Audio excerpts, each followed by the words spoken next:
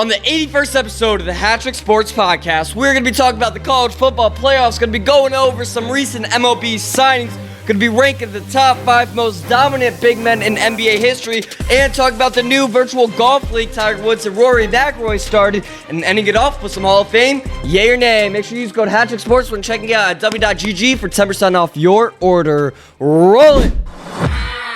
Welcome to HatTrick Sports, starring your host, Isaiah Carpenter. Bringing you the biggest sports headlines every week. This is the HatTrick Sports Podcast. All right, let's get started here first. Talk about the recent California fires and how it has affected sports and millions of people across California. So obviously a few days ago, maybe it's actually kind of getting close to a week ago, California got lit up with a whole bunch of different fires. I live on the East Coast. I don't know much about like fires in California. It's very humid down here and in the East Coast, but in the West Coast it is super dry, and obviously a lot of forest trees and stuff like that, so stuff catches fire pretty easily, usually in the summer, but in the winter, multiple fires broke out in LA within the last week, and it has affected, first of all, millions of people, and people's houses obviously burned down. A lot of people's houses. You guys have heard all that about that too. But it has burnt down some professional sports players' houses, and it has moved playoffs around. It has affected players' performances and stuff like that. Things are being rescheduled, going over to different states and stuff like that. So I'm here to kind of talk about it. First of all, hope everybody in LA and California is all right. Obviously, it sucks to see stuff like this. This is life-changing stuff that is happening, and not in a good way. Not a good way to start off 2025. So everybody that's watching that's from LA, I'd look at the statistics and stuff from all of our TikToks and stuff, and we do have quite a presence in California. So hope everybody is good in California. JJ Redick, Steve Kerr, and some soccer players are some athletes and coaches and stuff that have lost their families' houses and their housing and stuff like that. Luckily, no sports players or athletes or coaches or anything have died, but there have been a few deaths. But this is not what that's about. So yeah, hope all these coaches, obviously these coaches and these players can buy new houses, but there's memories and stuff that's like not replaceable. And so yeah, I feel very bad for them, and all they have to do is go back to their job, coaching their team, act like nothing wrong, nothing happened. So Sad to see. So, yeah, like I said, JJ Redick, Steve Kerr, and some soccer players lost some housing. Some Lakers games are getting postponed and getting moved to different stadiums. The Rams game on Monday, tomorrow, is being moved to Arizona. So, it's stuff like that. It sucks to see. You hate to see it. But there's not really much you could do about it now. I mean, sure, like, it's just, LA is full of fire. You can't really put out a fire like that. You need a ton of water, and everybody's saying, like, there's an ocean right there, but salt water in the wild is just not good. That's gonna stop the fire, but that's gonna cause so much more problems. So, again, it doesn't sound like a lot of the fires are stopping. It sounds like a lot of them are starting again. There's still more fires going on. Again, I'm not an expert on this topic, but I know that it has affected sports a lot, and a lot of people's lives. So I hope everybody in LA is good and safe and stuff like that. And again, I can't speak much more on that. So yeah, hope everybody is good in LA. It doesn't sound like there's any stadiums that have been burnt down or affected yet. I know the Dodgers Stadium, obviously just a couple miles from Hollywood Hills. Obviously a lot of wind and stuff, and trees are being knocked down there and stuff, but it doesn't sound like any stadiums have been caught on fire this far, I guess. And who knows when this is all going to stop. But yeah, like I said, no stadiums really being burnt down yet. Just a lot of houses and a lot of wood and terrain and stuff like that.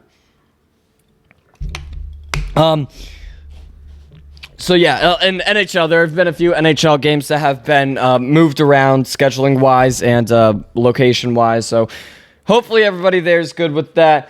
Fanatics, big shout out to Fanatics. Fanatics is using their hashtag LA Strong campaign to to donate to like Red Cross and the LA Fire Department and stuff like that. So if you go to Fanatics' website, they have all of the LA teams and it says LA Strong. I love that Fanatics is doing that. Obviously, Fanatics is like a multi-billion-dollar. How much is Fanatics worth?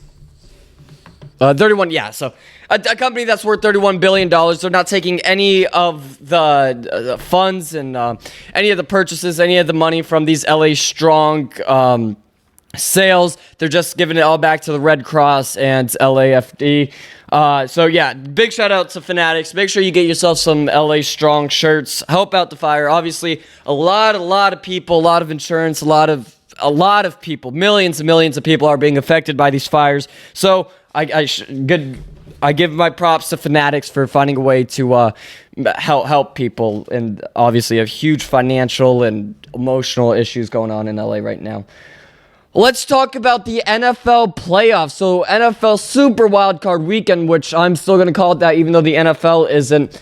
The Super Wildcard Weekend has been started. You had the Ravens win last night, and then here we go. Yeah, you had the Ravens win last night, and then you had the Ravens, and you had the Ravens and the Chargers. No, not the Chargers. Oh my goodness. Yeah, the Ravens and the Texans win last night. Last night was the first night of the AFC wild card, and you had the Texans beat Justin Herbert, which looked absolutely awful in the wild card, and then you had the Ravens beat the Steelers 28-14, something like that, and Justin Herbert did not look good. The Chargers, at first, they looked okay, and then it was kind of boring for a while, and then the Texans really bumped it up and ultimately won. And then the Steelers, Mike Tomlin's never going to win a playoff game. He's never going to make it to the Super Bowl, ever. I'm mark my words now. He's never making the Super Bowl. He's just mediocre, and he cannot get better than that, and he cannot get worse than that, and that is not what you want as a head coach. So the Ravens, the Kings of the North, did beat the Steelers in the second AFC wildcard game. So now it looks like the Ravens will play the Bills if the Bills beat the Broncos, which is favored by like 8.5 points. It's being played in Buffalo. So it's probably going to be, it's definitely going to be Texans-Chiefs. The Chiefs are going to win that. Then you have the Ravens and most likely the Bills. Again, that game has not been played yet at the time of this recording. So you have the Ravens and Bills. I think the Bills win that. Then you have the Bills and Chiefs. Again, you saw this last year. And the Chiefs-Bills game last year was arguably better than the Super Bowl. And the Super Bowl went into overtime. So yes, and then I think the Bills beat the Chiefs, and then so the Bills go to the Super Bowl, and then on the left side of the bracket, you have the Vikings and Rams. I think that the Vikings win. Again, that game is being played in Arizona because of the recent LA fires.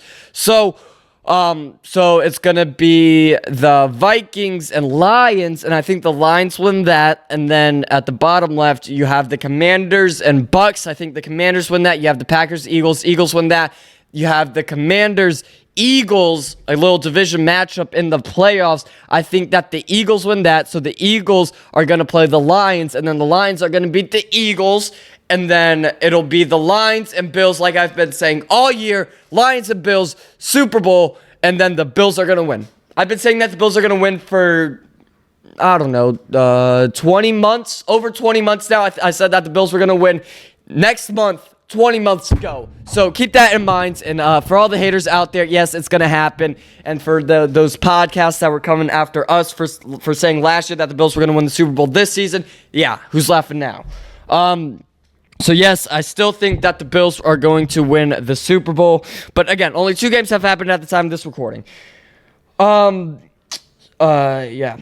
Herbert last night looked absolutely awful. 4 interceptions. In the regular season, he only had 3 interceptions. So out of 18 games that he played, he had basically 1 interception per 6 games. And then last night, he had 4 just in 1 game. Absolutely horrible. That is not what you want to look for in a QB, especially, like, they have a chance to make the playoffs year after year after year. And that's not what you want to see out of your quarterback. So Justin Herbert gets a nay. Hopefully it's just this one-time thing. Next year, hopefully they bounce back and get further in the playoffs. But Justin Herbert, you just can't throw 4 interceptions in one game. That's just like unacceptable from a playoff team. I'm sure Harbaugh and all of them were talking to him, and the offensive coordinator were talking to him about that. That cannot happen. You're never going to win a game throwing 4 interceptions. So enough with the the NFL playoffs. What I want to talk about is this man right here, Tyreek Hill. What is up, man? So obviously, devastating loss. They didn't make the playoffs, and he basically tells reporters before talking to the coaches, before talking to the players, before talking to his family, like, hey, I'm out. I can't do this anymore. This is the first time not making the playoffs. I got to go. But what's confusing to me is, first of all, he didn't talk to any of the coaches, anybody beforehand. You cannot talk about a team like that. You just cannot do that in public. I think that's unacceptable. If I'm the head coach, I would hate for players to do that. I'll just make that unacceptable. You're cut, you're traded, whatever. You cannot talk bad about your team to the public like that, especially after a devastating loss like that.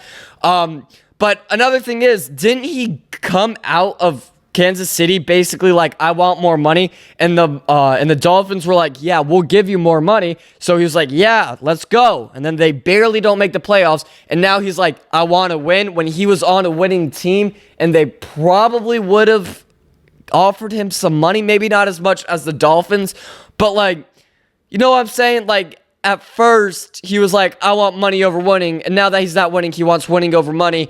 I don't know. I thought that was a little hypocritical of him, and I'm sure that talk with McDaniel at the next day did not go very well. He has not officially requested a trade, but I don't think he's going to stay on the team much longer unless like something's got to happen. Like, you just can't publicly come out and like trash your team like that. I just don't like that. I don't like that from players. It happens way too often. You're at a level, you cannot do that to your teammates, to your coaches, to your team. Just not a good look. Not a good look for Tyreek Hill. Let's move on to some MLB news. The MLB, potentially the greatest thing that has happened in the MLB in recent months. The MLB bans the 2 fans that nearly broke Mookie Betts' wrist. So if you guys recall in the World Series, there was a little fan interference action. The goofy-looking guy, the guy with the double chin. There's some other names I'm not going to call them on here. But basically, fan interference. Mookie Betts jumps up, kind of goes in the stance a little bit. Glove up. This guy's trying to steal the ball from his glove. Bends Mookie Betts' wrists back, potentially harming players. And obviously, it was like the first inning of that game 4. It must have been game 4 because that was the game that they lost. It must have been game 4. And yeah. So the MLB bans the 2 guys that were associated with that, and obviously that day that they were taken out of the stadium, they went to a bar and watched the game, or whatever they had to do, but MLB officially bans them from all 30 stadiums indefinitely, so they will never be allowed back in an MLB stadium again. Thank goodness. Was it worth it? Was it worth it? Let me ask these 2 guys. Social media, do your thing. Have those 2 guys come to this video. Was it worth it? First, sure, the Yankees won that one game that you guys did that little buffoonery in. But number 2, you guys lost the next game and had one of the most embarrassing innings in baseball history. So, to those 2 fans, to little Goomba over there, was it worth it? And my guess is no. It was not worth it, and now you guys are never allowed back in the MLB stadium again after having season tickets for the Yankees for that long and being the kings of that section. So I bow down to that king of the section that nearly broke one of the greatest outfielders in the MLB's wrists. So I hope it was worth it for you guys, and I'm telling you, it was worth it for us. All right, so more MLB news. Cam Newton. I'm coming after Cam Newton.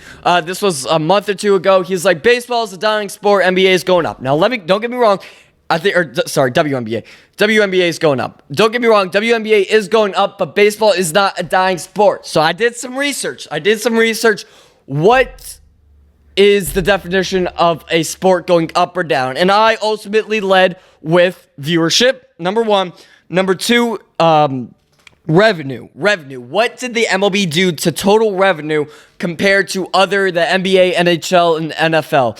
What did the MLB contribute to that? And the MLB, I found out that the MLB led all North American sports leagues, and revenue growth was 16%. The MLB gained 16% revenue, better than all the other leagues. So Cam Newton, you're washed, you suck, you stole a computer from your college and got expelled, and baseball is not a dying sport, and I have the facts to prove it.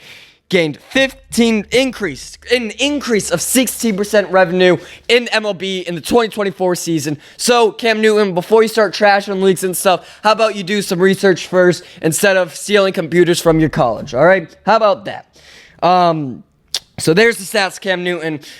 You suck. The last okay game that you played was 2016 Super Bowl against Peyton Manning, the old Peyton Manning, and you guys lost the Super Bowl. And that was it. And then after that, you guys sucked. All right. So yeah, that's what I got. I just had to hate on Cam Newton a little bit there. NFL Pickems. For the last 18 weeks, we have been doing our NFL Pickems. Every single week was a winning week, as it should be. It's easy. We pick them straight up, just straight up. Who do you think will win this or that? And we've been keeping a record, all right? So we did a total of, let me go here. One second. Here we go. We picked a total of 251 teams last season for our weekly NFL Pickems. We won 177 of those games and lost 74 with a .705 winning percentage all season long. Now let's compare that to some NFL teams and see, did our NFL Pickems do better or worse than these teams? So let's start off with the Bills. Yes, we did do worse than the Bills. And total winning percentage because the Bills are going to win the Super Bowl. But the Dolphins, Jets, and Patriots, all of the rest of the AFC East, yeah, we did better than them. All right, now let's go to the AFC West. Yes, we did lose to the Chiefs. They've won back-to-back now. They have Patrick Mahomes, Travis Kelce. They have all of these guys, and they only had 2 losses. So our total win percentage, yes, was less than the Chiefs. But for the rest of the AFC West, the Chargers, the Broncos, the Raiders, yep, we did better than all of them. So the AFC North, we did slightly by 1/1000th of a percentage. We did worse than the Ravens, but between the Steelers, Bengals, and Browns, we did better then. All right, let's move on to the AFC South. So, yes, we beat the entire AFC South, the Texans, the Colts, the Jags, the Titans. We beat all of them by quite a bit. The AFC South sucks. All right, let's move on to the NFC. The NFC East, we did worse than the Eagles by quite a bit. The Eagles went 14-3, only 3 losses. Got to give it up to the Eagles. That's why they are going on in the playoffs. The Commanders, again, like the Ravens, we were 1/1000th of a percentage off. Then to beat the we lost to the Commanders basically by 1/1000th of a percentage, and then the Cowboys and Giants again absolutely sucked. Why even mention them? The entire NFC West, the Rams, Seahawks, Cardinals, 49ers, we beat by quite a bit. The NFC North, the Lions and Vikings beat us. Again, we had the winning percentage of .705, and the Lions had .882, only losing 2 games. The Vikings going .824, winning or losing 3 games. So you got to give it up for them. And then the Packers and Bears. The Bears, suck. But yes, we did better than the Packers and Bears. And then the last division, the NFC South, we beat the entire NFC South. So you can say what you want to say. You can have all the bad comments you want to say, but we are better than the majority of all of your favorite NFL teams. I'm just going to put that there. So total NFL Pickems results throughout the whole season, 177 and 74 with a .705 winning percentage all season long. Next year, you think we'll do better or worse? Over under .705 for the 2025 NFL season. All right, we'll come back. Probably won't be on TikTok, unfortunately, but we'll be back next year doing the Pickems on Instagram, YouTube, Twitter, and we'll probably go on some other social media apps. All right, let's move on to our sponsored segment. We're gonna move on to our sponsored segment, W Energy, the greatest energy drink known to man, and I'm not kidding about that either. It tastes great. It's better for you than other energy drinks. I'm gonna put up some stats that they shared with us, in the last weeks or so. I'm gonna put up some stats and show you guys. I'm gonna show you guys the W compared to other energy drink companies like Red Bull and all that kind of stuff. All right, so let's get some. This is one of my favorite flavors. It's passion fruit juice sauce. So again, what you do, go to w.gg. They have all sorts of tubs, cans, to-goes, cups, shirts. They partnered with all sorts of different gamers and stuff like that. So basically what you do, you go to w.gg, you get whatever you want. You can get whatever you want. And no matter what you get, you will get 10% off if you use code HatTrick Sports. And don't get me wrong, 10% off. Yeah, you're like, oh, only 10% off. That can save you quite a bit of money depending on how often you buy products and how many products you buy. Trust me, it's worth it. What you do, once it arrives, you open it up like I just did. You take one scoop. It's a pretty small scoop. You get 14, 16 ounces of water, how much water you want. You shake it up. You pop it open. You take one sip. Everybody knows the rules. One sip, everybody knows the rules. It's great. I promise you, it's one of the greatest energy drinks you will ever taste. I can almost assure you it will be the greatest energy drink you will ever taste. And I'm not even just saying that because they pay us. I'm like, legit, like, this tastes great. It's better for you than other energy drinks. And it doesn't cause, like, you know, like how you get, like, super jittery, like that. No, it's jitterless, and then you don't crash afterwards. So it keeps you energized all day, every day. So, yeah, get yourself some W energy drink. All right, let's move on to the top 5 most dominant big men in the NBA history. All right, so obviously there have been a lot of dominant big men in NBA history, but who are the top 5? Who are the top 5? Let's move on here. At number 5, you have Tim Duncan with the San Antonio Spurs. The big fundamental. He's just great. I mean, what is wrong with Tim Duncan? Like, why wouldn't he be considered the top 5 is what I'm asking. He's 5-time champion. He won 3 finals MVPs, 2-time league MVP. He excelled on both ends of the floor with elite post moves, rebounding, and defense. Obviously the leadership. He was in the league forever. He's just one of the greatest big men of all time in NBA history, and you can't deny that. At number 4, you have Bill Russell with the Celtics. It wasn't really about, like, his stats and stuff, but, like, he's just one of the greatest. He's not just in the big men or in the most dominant, like, he's just one of the most dominant players of all time. He had 11 championships in 13 seasons. So last week we did a little segment on Bill Russell. 11 championships in 13 seasons, and then defensively his power, he was just great on defense. So that's why he's at number 4. Podium, you have number 3, Wilt Chamberlain, played for the Warriors, 76ers, and Lakers between, like, 14 seasons. I mean, he had the 100-point game. Yeah. All right. He had the 100-point game, but he averaged 50.4 points in a single season.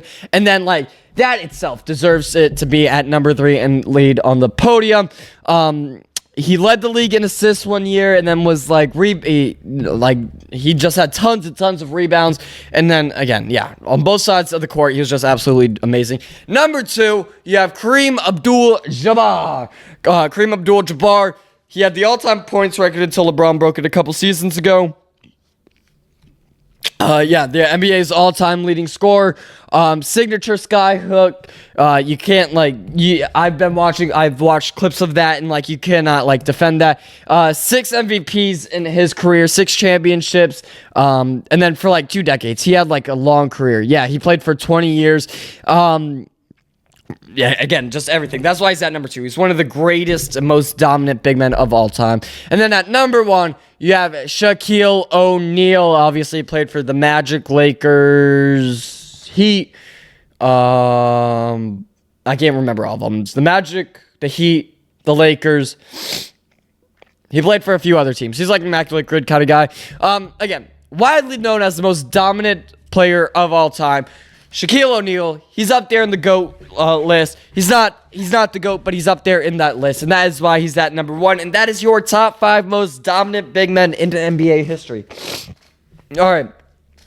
Let's talk about this new league that Tiger Woods and Rory McIlroy started just last week, the TGL, Tomorrow's Golf League. I absolutely love this idea. I watched part of that first match, and I was kind of understanding. It was really simple to understand. So basically, it's like a regular golf match. It's a regular golf match, except, like those screens, those simulators, those golf simulators, it's 24 times that size. It's huge. You have professional golfers, and then in like each, it's like a tee box pretty much. It's like a tee box, and there's one for the bunker, for the sand, there's one for the fairway, and then there's one for the rough. And I love that. I love it. It's like fairway, sand, and rough. And so you hit it into that huge screen. It's a massive screen. Again, 24 times the size of a regular simulator.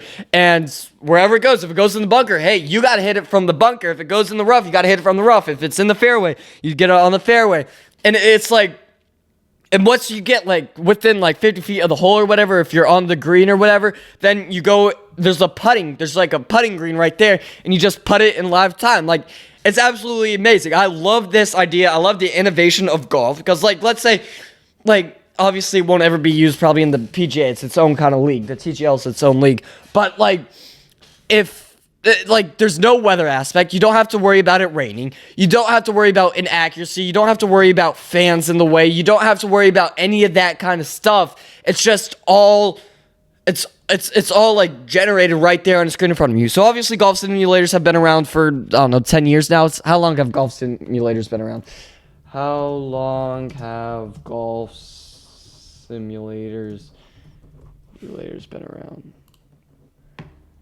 Oh, okay. So golf simulators have been around since the 70s, but like, there's nothing like this. I like the own league where it's not like you're just hitting off the fairway the full time. Like, there's a bunker and there's a rough if you hit it in the rough or the bunker or something like that. And then I like that there's live putting, because obviously you're 50 feet away from the actual screen. Like, you can't just putt it. Like, I like how there's an actual putting green, and it's amazing. I love this league. I've only watched one match. I think there's only been one match. Tiger Woods, Rory McIlroy, big yay. Love the league. Love seeing this. Love the innovation. This is what it's all about. And I just absolutely love it. I don't know if anybody else is like this interested in it, but I absolutely love it. Let's move on to the National Championship. The National Championship is next Monday on the 20th, Monday, January 20th. I hate that it's on a Monday. It should be on a Saturday. I don't know. I just hate it that it's on a Monday. You have Notre Dame.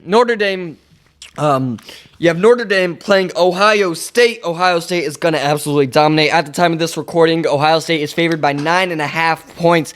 Yeah, Ohio State's absolutely going to dominate Notre Dame, but Notre Dame got there. Notre Dame had to fight through some stuff. Obviously, the New Orleans stuff that happened at the beginning of the year. There's just all sorts of stuff that happened, and Notre Dame persevered, and they made it to the national championship, but I think that's where they get cut off, and I think Ohio State's going to win again. They're favored by 9.5 points now. Obviously, that's probably going to go down in the next few days, but it's just an easy OSU win. All right. So that's who I have winning. We'll talk about it more next week, because the next podcast will be a day before the national championship. But yeah, let's move on to my favorite segment, Hall of Fame, yay or nay. All right, Hall of Fame, yay or nay. We talked about him a little bit this podcast. You have Cam Newton. So Cam Newton thinks baseball is a dying sport, and I am going to be the bigger man and not going to have that based on if he belongs in the HatTrick Sports Hall of Fame. But 3-time Pro Bowler, 1-time All-Pro, 2015 MVP. He won a few MVPs, Offensive Player of the Year, Offensive Rookie of the Year. He's won some stuff. He played 148 games in his career. About a 60% completion percentage, over 32,000 yards, 7.2 yards per attempt, 194 touchdowns, 123 interceptions. It's quite a bit of interceptions, not going to lie. Let's see what he led the league in. He led the league in percentage of touchdowns thrown when attempting to pass with 7.1 in 2015. 2015 was his MVP season, right? Yeah, 2015 he won MVP. He also led the league in game-winning drives led by a quarterback with 4 in 2015. He led the league in yards game per pass completion with 13.8 in 2012. He won Offensive Rookie of the Year in 2011. His last game was in 2021, but he really fell off after 2016. After he made it to the Super Bowl, he kind of just fell off. You could see all of his stats. I'll give him till 2018, but 2016, I think that really hurt him. The Peyton Manning, the Broncos won it that year's Broncos, Panthers. Yeah, I think that kind of killed him. I don't think he belongs in the Hall of Fame. In the NFL can do their thing, but it is a nay. Cam Newton does not belong in the HatTrick Sports Hall of Fame. On this website that I'm building right now, we have a whole page dedicated for all of the Hall of Fame inductees. And he will not be featured in it. So Cam Newton, baseball is not a dying sport, and you are not in the Hall of Fame. And we're going to end it off with that. Thank you guys for watching the 81st episode of the HatTrick Sports Podcast. Make sure you follow us on TikTok. TikTok is really frustrating me right now. I don't think it's going to be around next week. Again, I'm reading up on it. I'm listening to these court hearings and stuff like that. Doesn't sound like TikTok's going to be around much longer, but make sure you follow us on TikTok, Instagram, YouTube, Twitter. We'll be around on probably Facebook in the next few weeks, and this new Lemon app I'm going to look into. We're going to be all over social media these next few weeks. Make sure to follow us all on there. You can listen to podcasts anywhere you listen to podcasts, including YouTube for all the visuals, and we will see you guys next week for episode 82.